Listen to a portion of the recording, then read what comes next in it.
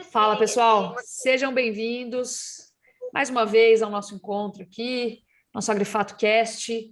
Tem muita novidade essa semana. Eu acho que o mercado pecuário ele parece um pouquinho lateralizado, né? Ele está um pouquinho deprimido, mas tem muita coisa acontecendo. A gente tem novidades aí de exportações. No mercado de grãos também, muita agitação, muita novidade. A gente tem bastante conteúdo. Eu vou direto ao ponto. Vou pedir para o Iago já trazer as novidades para a gente. Iago, como é que estão as exportações aí, cara? E o que que a gente pode esperar para daqui para frente? Fala. Bem, bom dia, boa tarde, boa noite para todo mundo que está acompanhando, primeiramente. E Lígia, acho que a gente acabou de ver um resultado aí que saiu ontem, na verdade, das exportações semanais de carne bovina brasileira, que mostram aquele sentimento que já está muito em voga, pelo menos desde o começo do ano, de que as exportações estão batendo recorde atrás de recorde nos comparativos mensais. E isso foi reforçado mais uma vez na segunda semana de julho de 2022. A gente teve basicamente quase 45 mil toneladas de carne bovina enviadas na segunda semana.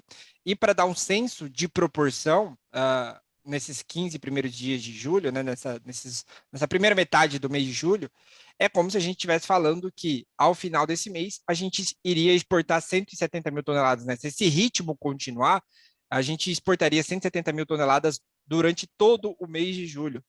E aí, para dar uma proporção aí de quanto isso é relevante ou não, né? A gente está falando do melhor julho da história. Então, se a gente bater 170 mil toneladas, a gente teria aí basicamente o melhor julho da história, considerando aí provavelmente, acho que se bater 170, né? O melhor mês de 2022 também.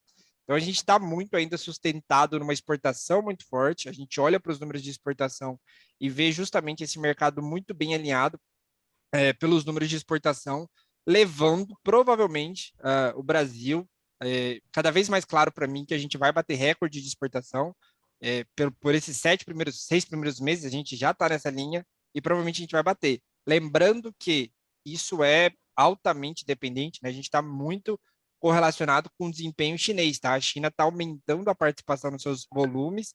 Os Estados Unidos saiu um pouco dessa linha, era um movimento esperado, né? A gente perde competitividade a partir que a cota da OMC é batida, né?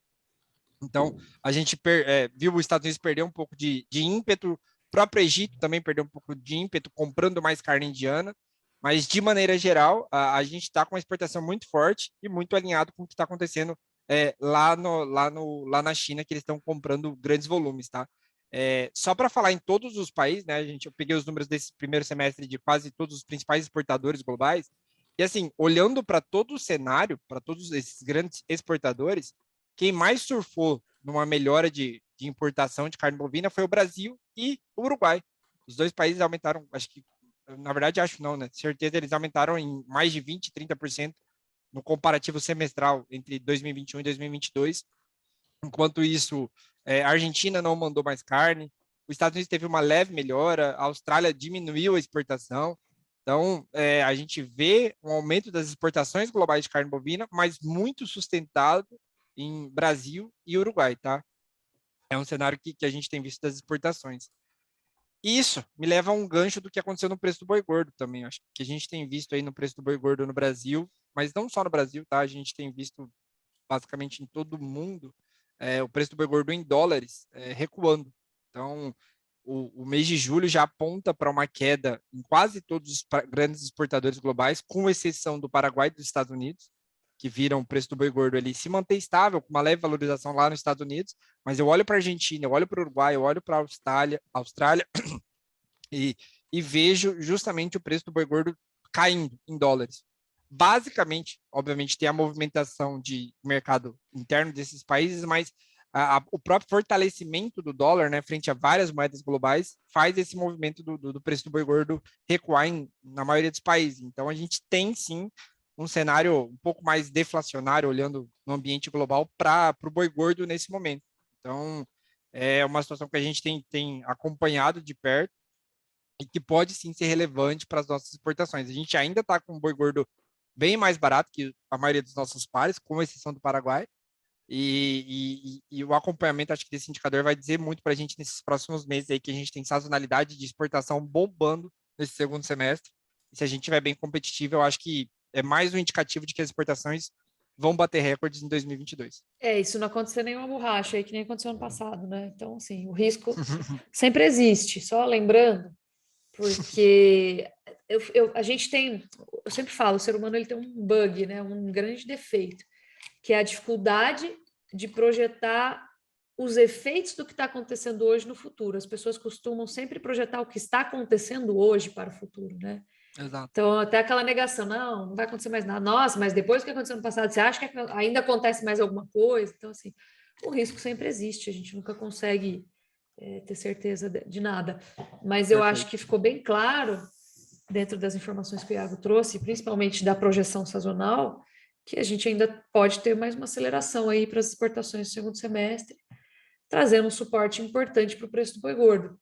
Lembrando aí, né, novamente, que o pagamento, por exemplo, pelo dianteiro do boi China está compensando para caramba. Qualquer oportunidade de mandar boi para fora, né, carne para fora, vai ser muito bem-vinda pela indústria que vai correr atrás de comprar o boi. Então a gente estabelece esse ponto aí importante de sustentação para arroba. Acredito que isso faz até um paralelo com o que acho que a Laura vai trazer aí, sobre justamente essa movimentação e como o mercado ainda está volátil, como todos esses fundamentos que a gente trouxe aqui de exportação, eles às vezes mudam e o preço na bolsa responde automaticamente. Então a gente viu basicamente o preço do outubro na sexta-feira bater 324, chegou a flertar com 323, e ontem a gente teve uma alta de quase R$ 5 no contrato futuro, né? Os indicadores técnicos ajudando, mas acho que a Laura vai poder trazer melhor para a gente esse movimento aí entre o fundamento e a necessidade do hedge, a importância do hedge. Boa. Vamos que vamos, Laurinha. Com certeza, Iaga, bem isso que você comentou, assim, e até só para trazendo em pauta essa questão da necessidade do hedge e a correlação com o mercado chinês, né? Esses dias até eu e o Iaga estávamos comentando aqui internamente que ano passado, quando a China saiu, não estava num momento tão incerto em relação ao grande asiático lá, como a gente está agora. Ano passado a gente não estava com essa questão de bloqueio de plantas, então estava muito mais estável do que a China se mostra hoje para a gente, né? E a gente, mesmo assim, observou essa questão aí dos bloqueios lá em setembro. Então, quem dirá hoje? Também, se é possível, a gente não pode esquecer do passado, que foi mais ou menos, foi em setembro, né? Então, está chegando aí a época que entrou, apesar da gente acreditar num viés autista, tem sempre essa questão que fica um ponto de alerta que o futuro, de fato, ninguém conhece. Gostaríamos, né, muito de conhecer, de ter essa bola de cristal, mas infelizmente a gente não tem, por isso que o hedge é tão importante. E aí, fazendo um paralelo, né, com o mercado futuro ele baliza muito o hedge, tanto nas operações que a gente vai fazer diretamente na bolsa, né, ou seja, utilizando o mercado futuro ou o mercado de opções, né, o famoso seguro de baixa aí, que é a put, no caso de venda do boi gordo, quanto até na relação com o termo. Então, hoje, os termos dos frigoríficos, eles se baseiam muito no mercado futuro também, né? Depende de cada frigorífico, de como ele vai efetivar, como vai ser a negociação desse termo, mas muitos utilizam o mercado futuro para balizar os preços que vão ser pagos. E aí, por isso que o mercado futuro é tão relevante para a gente, porque se as cotações estão baixas, se torna menos interessante para a gente formalizar esses hedges, né? Então, seja até no mercado de opções, né, na put, que a gente não trava o preço de fato, a gente garante um preço mínimo, né, um piso de preços, mesmo assim, fica mais caro para a gente realizar esse seguro quando o mercado está mais em baixa. Então, essa alta do mercado futuro, como o Iago já fez uma introdução para a gente estava observando o mercado caindo, na verdade, né, desde o início desse mês, final do mês passado, até o início desse mês para sexta-feira. Agora a gente observou queda no mercado, um viés bem baixista, quase todos os pregões fechando em ou zero oscilação, ou então oscilação negativa, alguns poucos com oscilação positiva, mas no geral o viés foi de queda. Tanto que a gente veio, por exemplo, o contrato de julho, né? Bateu a máxima de 332, a máxima não, na verdade, esse mês iniciou 332, chegou na semana passada, inclusive, a 319, então caiu aí quase 4%, né, em um mês. O contrato outubro, que é um contrato mais longo, aí saiu do início do mês de 336, foi para 324 também na semana passada, então queda de 3,6%. Então, a gente viu na semana passada atingindo preços muito baixos, um dos preços mais baixos que a gente observou nos últimos tempos, né? E aí, essa semana começou com o mercado bem positivo, né, no mercado futuro, para todos os contratos. No julho, que é o mais curto agora, a gente observou saindo da segunda-feira, o mercado abriu ontem, né, a 320. O último momento que eu peguei aqui agora, na terça, cerca de 11h40, estava 324,60, alta de mais de 1,4% em menos de 2 dias, né, em quase um pregão e meio, digamos assim, né, uma alta de 1,4%. O agosto valorizou quase 2%, né, de ontem, segunda-feira, dia 18, para hoje. Então, a gente viu esse mercado futuro se valorizando bem essa semana, um clima mais otimista, e isso reacende aí para a gente a questão do RED, né? Ainda não está nos indicadores ótimos, digamos assim, que a gente acredita, tá? Que a gente está indicando para os nossos clientes aqui, mas já acende um alerta de, olha, está mais otimista, o clima está um pouco melhor, então já começa a ver outros patamares aí para a gente utilizar e ficar no radar aí para fazer novas travas. Mas, assim, acho que, Laura, até para complementar um pouquinho aí, só a mensagem que passa esse mercado para mim, clara cada vez mais, é o quanto de volatilidade ele ainda tá presente nesse mercado, sabe? O quanto a volatilidade implícita está dentro do mercado do boi gordo e que provavelmente vai continuar assim. O pessimismo é contínuo e depois o otimismo fica contínuo. Então, acho que a mensagem para quem quer se ver fora dessa volatilidade desse risco é cada vez mais estudem o RED e tentem ver o RED como justamente essa gestão de risco, não necessariamente acertar o maior preço, mas buscar a mitigação de risco, digamos assim. Uhum. E aí, só puxando um pouco de sardinha, tá para o nosso lado aqui, mas esse planejamento ao longo do tempo é muito importante, ainda mais nesse momento de volatilidade alta que a gente está vivendo no mercado, né? Porque às vezes oferece janelas de preço que são muito interessantes para a gente travar, e não necessariamente travar tudo naquele momento, mas ir fazendo essa trava, né, paulatinamente aí, e aos Perfeito. poucos, porque dá um preço médio para a gente mais interessante. Então, esse planejamento no tempo, ele é imprescindível para a gente fazer um RED de melhor qualidade até. E é aquela questão, né? Quando você quer acertar o olho da mosca, a chance de você errar é bem maior do que quando você faz essa gestão de risco de uma forma mais estruturada e pensando na estrutura de cada cliente, como é o trabalho que a gente faz aqui na nossa consultoria.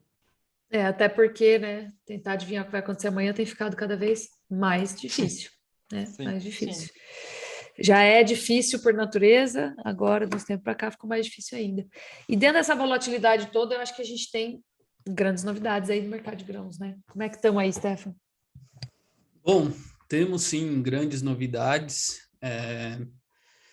Do lado de safra aqui no Brasil, tudo certo, tudo bem. A gente começando a entender aí que o mercado está cedendo um pouco mais para o milho. A gente chega aí a metade da safra já colhida.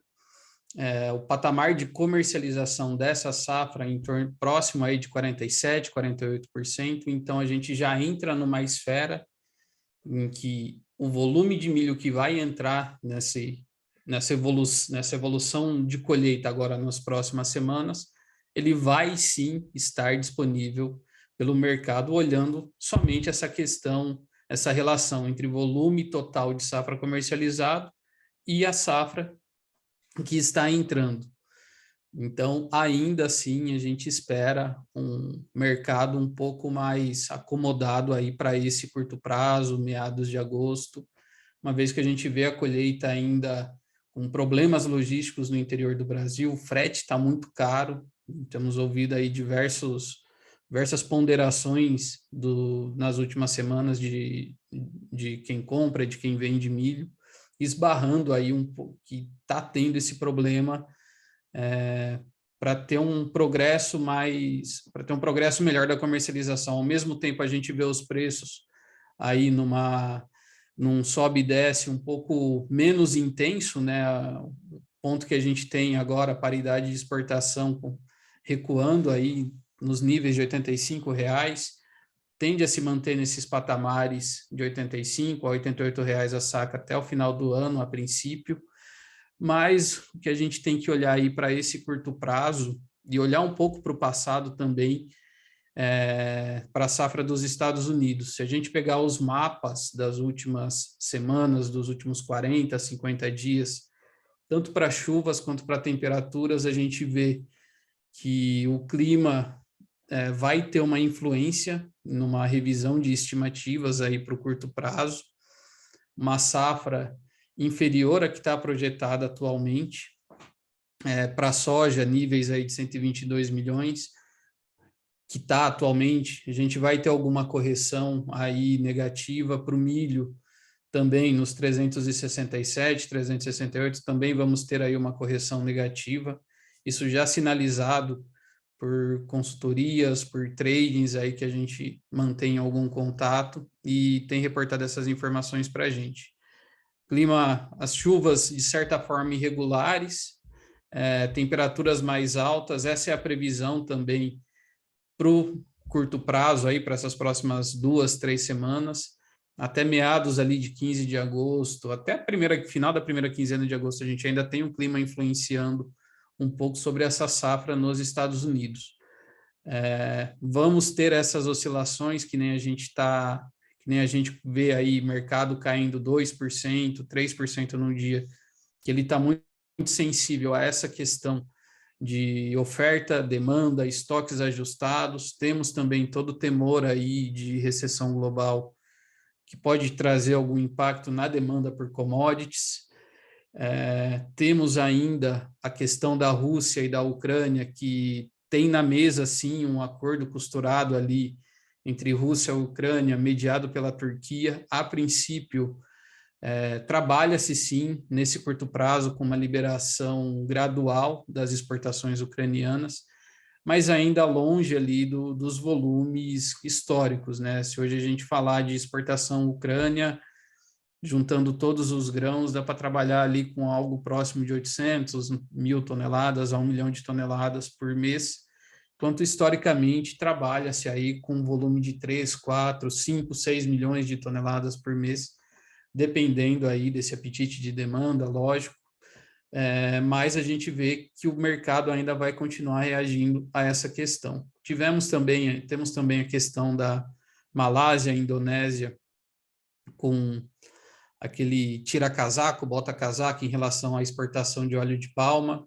Trouxe aí ontem um pouco de estresse, um pouco de suporte para Chicago, mas é algo que tem influenciado todo o complexo de óleos vegetais, junto com o petróleo aí, pela relação da Rússia com os demais países. Ainda em relação à Rússia e União Europeia, tem a questão do gás natural, que interfere em preços de ureia, interfere em preços de fertilizantes, também está uma briga, o gás natural voltou a subir de 2-3 semanas para cá, interferindo, trazendo elevação para o preço da ureia, chegou a níveis aí abaixo de $600 a tonelada, base Porto. Hoje a gente já vê ela próxima de $800 a tonelada em algumas situações. Então, o mercado ainda vai continuar atento a esse estresse.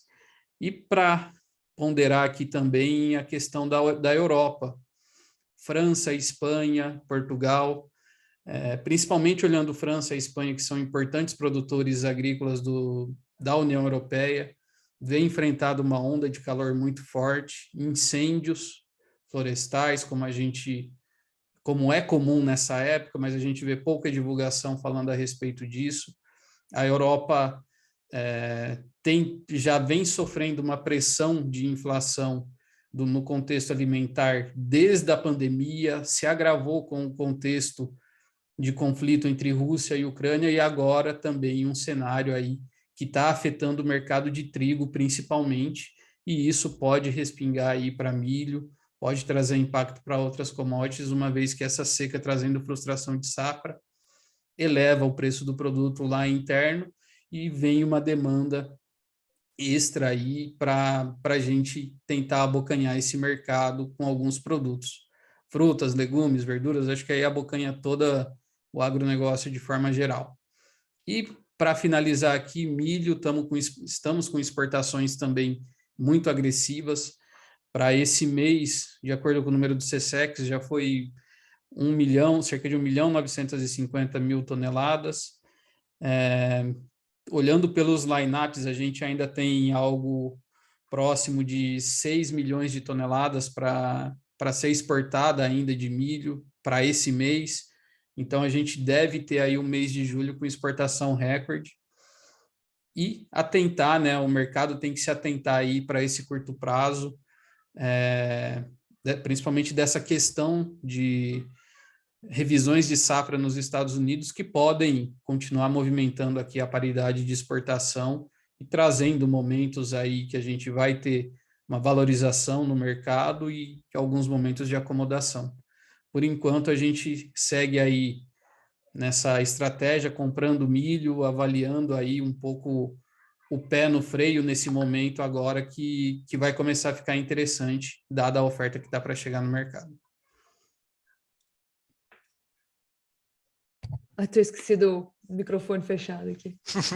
O pessoal está passando aqui atrás. Legal, isso é importante, né? A gente não está livre da volatilidade. Mesma conversa de sempre, né, gente? Exatamente o que a Laura falou. A gente tem que ir fechando devagar, trabalhando conforme margem interna, analisando o custo para saber o que a gente está projetando de margem, porque tentar acertar aí os melhores momentos do mercado está cada vez mais difícil, né? Nem a sazonalidade tem ajudado a gente. Acabamos de surgir aí esse assuntinho, né? Acabou de surgir esse assuntinho aí no meio da conversa, bem pincelado. Junho, chuvas totalmente fora da sazonalidade, né? Bem acima da média, em regiões produtoras importantes, e isso acaba trazendo efeitos, inclusive agora para julho, né? Para essa virada de julho a agosto. A gente está vendo o mercado derrapando e os custos de produção, principalmente os nutricionais, ainda devem trazer bastante dor de cabeça aí para o produtor. Então é isso. Vamos que vamos para a semana? Bora lá. Bora lá. Obrigada aí, viu, turma? Um beijão. Valeu. Valeu, pessoal. Até a próxima. Boa semana.